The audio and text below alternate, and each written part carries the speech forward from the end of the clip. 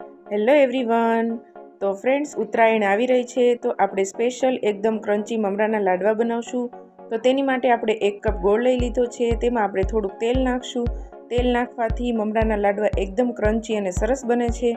તો આપણે ધીમા ગેસે ગોળને સારી રીતે ઓગળી જાય અને એકદમ સરસ ગોળનો કલર ચેન્જ થઈ જાય ત્યાં સુધી આપણે એને હલાવવાનો છે, જેથી એકદમ સરસ પાય આવી જાય।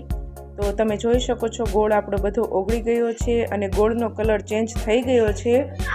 તો ફ્રેન્ડ્સ, હવે આપણે એમાં મમરા એડ કરી દઈશું અને એકદમ સરસ રીતે બધા મમરાને ગોળ એક સરખો થઈ જાય એ રીતના આપણે હલાવી લઈશું।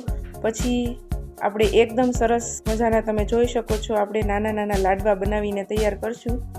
નાના લાડવા બાળકોને ખાવાના ખૂબ જ મજા આવે છે અને આવી રીતે કરવાથી મમરાના લાડવા એકદમ ક્રન્ચી બને છે, બાર જેવા જ તે। તો ફ્રેન્ડ્સ, તમે જોઈ શકો છો આપણે મમરાના લાડવા વાળી લેવી અને ડીશમાં આપણે રેડી કરીને મૂકી દઈશું। તો ફ્રેન્ડ્સ, આપણા મમરાના લાડવા બનીને તૈયાર છે।